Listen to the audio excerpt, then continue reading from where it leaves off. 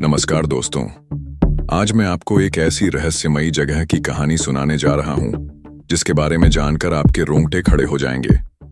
कर्नाटक की पहाड़ियों के बीच एक प्राचीन मंदिर छुपा है जिसकी परंपरा इतनी अजीब और रहस्यमयी है कि लोग इसे सुनकर हैरान रह जाते हैं। इस मंदिर का नाम है चंद्रगुत्ती रेणुकंबा टेम्पल। कहा जाता है यहाँ औरतें अपनी मनोकामना पूरी करने के लिए खुद को जिंदा सांपों से डसवाती हैं।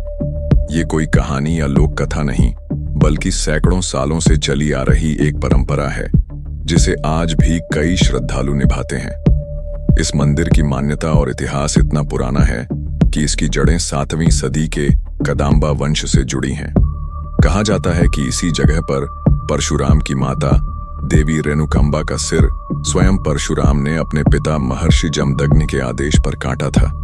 पुराणों के अनुसार देवी रेणुका अपनी तपस्या और पवित्रता के लिए प्रसिद्ध थीं, मगर एक दिन उनके पति ने किसी बात पर संदेह किया और अपने पुत्र परशुराम को आदेश दे दिया कि वो अपनी माता का सिर काट दें। परशुराम ने आज्ञा का पालन किया।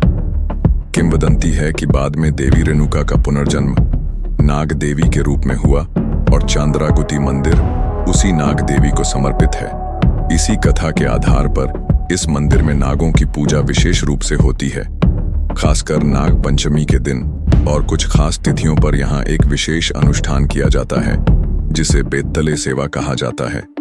इस अनोखी पूजा में महिलाएं बिना वस्त्र के जंगल से मंदिर तक जाती हैं और वहां विशेष पूजा के बाद खुद को जिंदा सांपों से डसवाती हैं।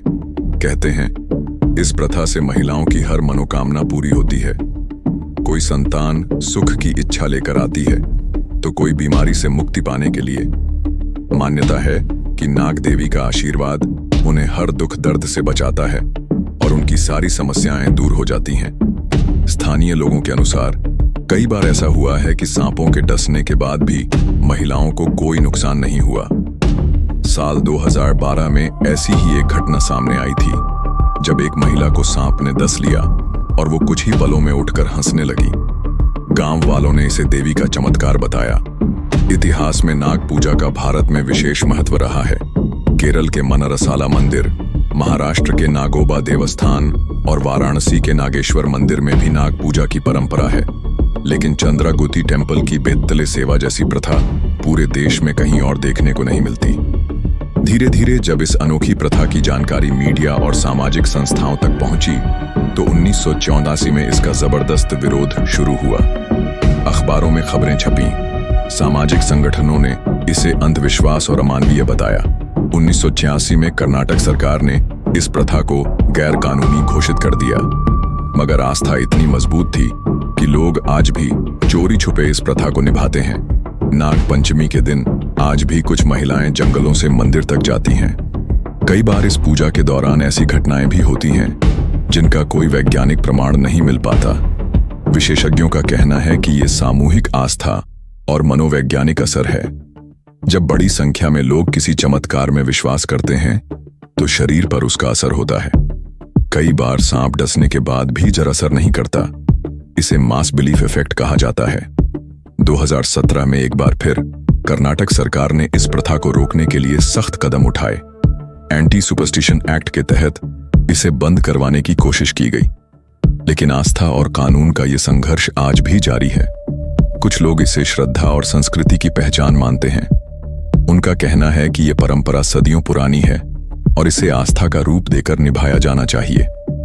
वहीं दूसरी तरफ समाज सुधारक और वैज्ञानिक समुदाय इसे अंधविश्वास मानते हैं और इसे बंद करने की वकालत करते हैं। कई गांव वाले अब भी दावा करते हैं कि बेत्तले सेवा करने के बाद उनकी मनोकामनाएं पूरी हुई हैं।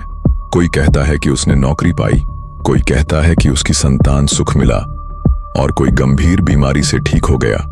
इस मंदिर की सबसे बड़ी खासियत यह है कि यह पहाड़ियों और घने जंगलों के बीच स्थित है।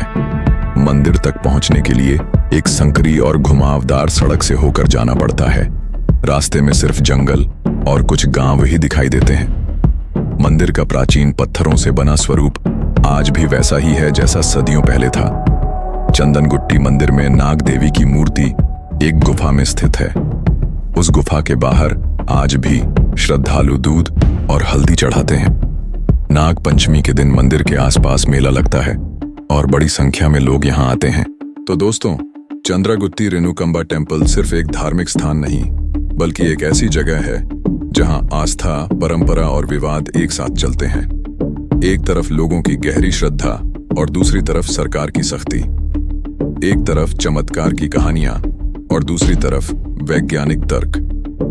अब सवाल ये उठता है कि क्या ऐसी परंपराएं समय के साथ बदलनी चाहिए या फिर लोगों की आस्था को उनकी इच्छा पर छोड़ देना चाहिए? क्या चमत्कार सच होते हैं या ये सिर्फ हमारे विश्वास का असर होता है? आप इस बारे में क्या सोचते हैं? कमेंट करके जरूर बताइए।